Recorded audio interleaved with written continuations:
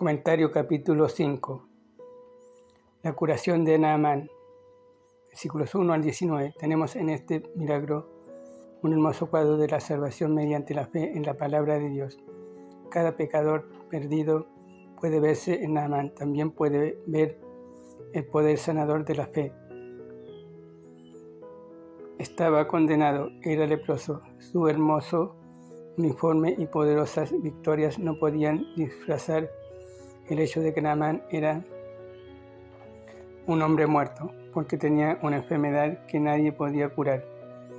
Lea las notas sobre el Levítico capítulo 13 y vea cómo la lepra es una ilustración del pecado.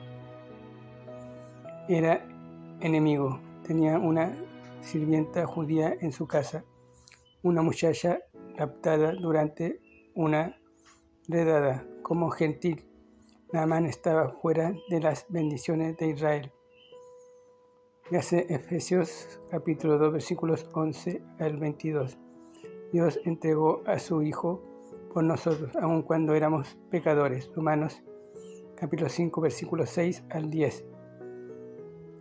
Oyó a un testigo. La pequeña sirvienta judía quería a su patrona, aun cuando estaba lejos de su hogar. No se olvidó de su Dios y estuvo lista para testificar de su gran poder. Si ella no hubiera sido una fiel trabajadora en la casa, no hubiera sido una testigo eficaz, pero debido a su fidelidad, su testimonio fue lo de salvarse a sí mismo. Naamán cometió toda equivocación posible tratando de curarse de su lepra. Primero fue al rey de Siria, el cual por supuesto no pudo hacer nada. Luego fue al rey de Israel, quien también fue incapaz de hacer algo. ¿Cuántos pecadores perdidos corren de una persona a otra buscando salvación, mientras Cristo está siempre esperando para satisfacer su necesidad? Nótese que Naamán también ignoraba la gracia porque trajo consigo gran cantidad de riqueza. Versículo 5. El pecador perdido trata de comprar la salvación o ganársela, pero esto es imposible. Dios lo llamó. Eliseo oyó de la aflicción de Naamán y envió a buscarlo. Ningún pecador merece ser salvo, es solo mediante el llamamiento de la gracia del Espíritu que la persona viene a Cristo. Véase Juan capítulo 6 versículo 37, Lucas capítulo 4 versículo 27. Jesús nos dice que Naamán fue uno de muchos leprosos, pero el Señor lo escogió y lo curó. Esto es gracia. Resistió el sencillo plan de Dios para salvación. Eliseo no salió a ver a Naamán. El general era leproso y hubiera contaminado ceremonialmente al profeta. Eliseo quería que Naamán supiera que era un hombre rechazado, condenado. Trató al orgulloso general como un pecador y Naamán se puso furioso por tal tratamiento. ¿No sabe quién soy?, preguntó. Como los pecadores de hoy. Naamán pensó que el profeta le haría realizar ciertos rituales, versículo 11, para sanarle. No quería humillarse sumergiéndose en el Jordán, el río de la muerte. Pensó que sus preciosos ríos allá en su país eran muy superiores. Sanó por su obediencia a la fe. El humilde siervo del versículo 13 tenía más sentido que el gran general. Cuán irrazonable es resistir el sencillo plan de Dios para la salvación. Cuando Naamán obedeció, por fe nació de nuevo y salió de las aguas con su carne como la de un niño. Las 7 veces que se sumergió en el Jordán no son un cuadro del bautismo, porque jamás nadie se salva al bautizarse, ni una ni 7 veces. La fe de Naamán demostró por sus obras confió en la palabra y luego actuó de acuerdo a ella.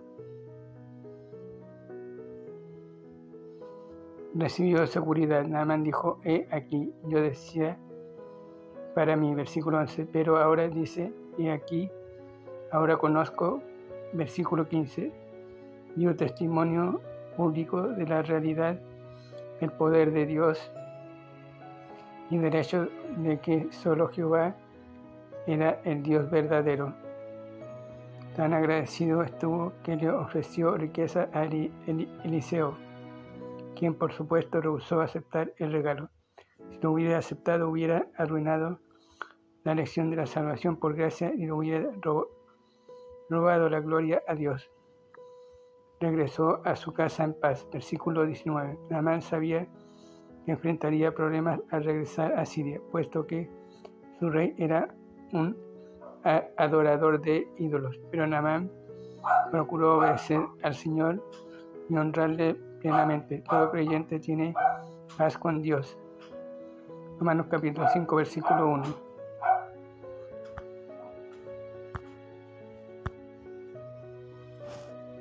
La codicia de Giezi, versículo 20 al 27. Giezi no estuvo de acuerdo con la palabra de Dios. Este fue el principio de sus problemas y pecados. Si se hubiera sometido a la palabra de Dios y juzgado la codicia de su corazón, nunca se hubiera convertido en un leproso.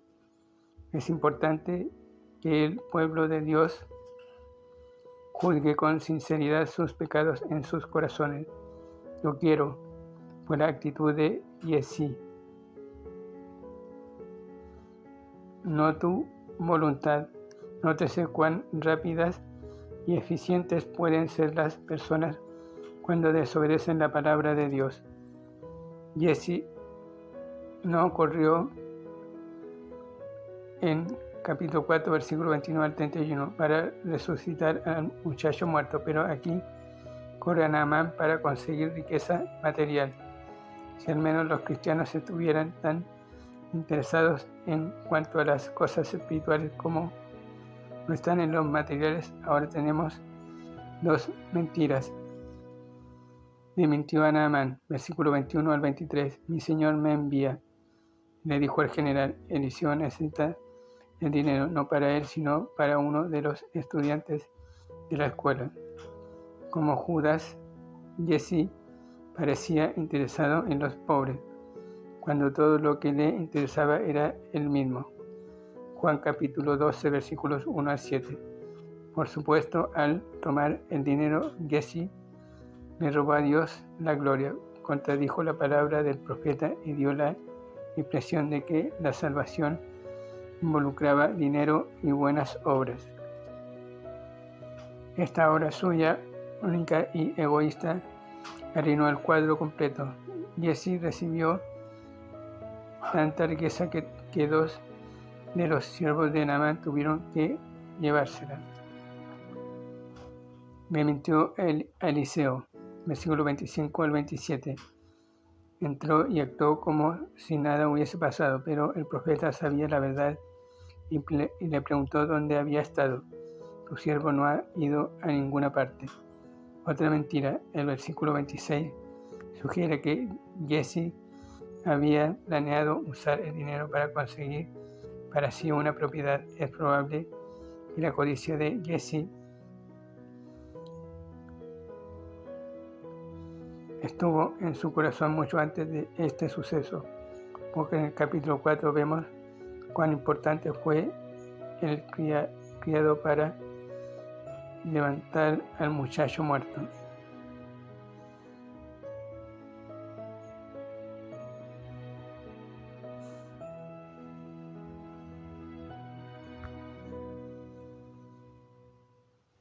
Cuán impotente fue el criado para levantar al muchacho de los muertos. Dios juzgó a Giezi porque no quiso juzgarse, y la lepra de Naamán se le pegó a él y a sus descendientes. Veamos a Giezi de nuevo en capítulo 8, versículo 1 al 6, esta vez en la presencia del rey. Algunos han sugerido que se arrepintió y fue sanado. pero esto no tiene respaldo en las Escrituras. Es más, la enfermedad pasaría también a sus hijos. La respuesta es sencilla. Los acontecimientos narrados en Segunda Reyes no necesariamente aparecen en orden cronológico. Esta conversación entre Giezi y el rey quizás ocurrió a la puerta de la ciudad cuando el rey estaba atendiendo las quejas del pueblo. Por supuesto, la codicia puede ser la causa de toda clase de pecados. Si la gente codicia algo o alguien, no hay pecado que no esté dispuesto a cometer para conseguir lo que quiera. Eliseo, el siervo del Señor, no vivía para la ganancia material, vivía completamente para la gloria de Dios. Y así no podía servir a dos señores, al dinero y a Jehová.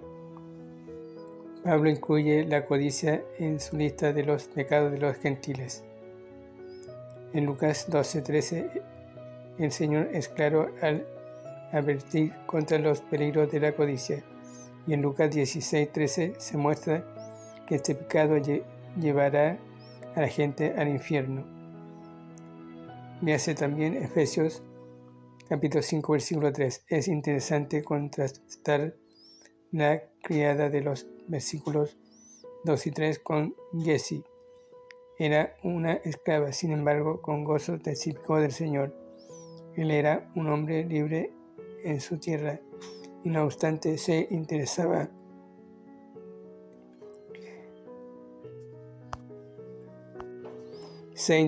solo en sí mismo. Ella trajo a Naamán al lugar de la salvación. Él con su pecado arruinó el mensaje de la gracia. Ella no tuvo ninguna ganancia material, pero sí la bendición del Señor. Él se fue a su casa con riqueza y sin embargo lo perdió todo.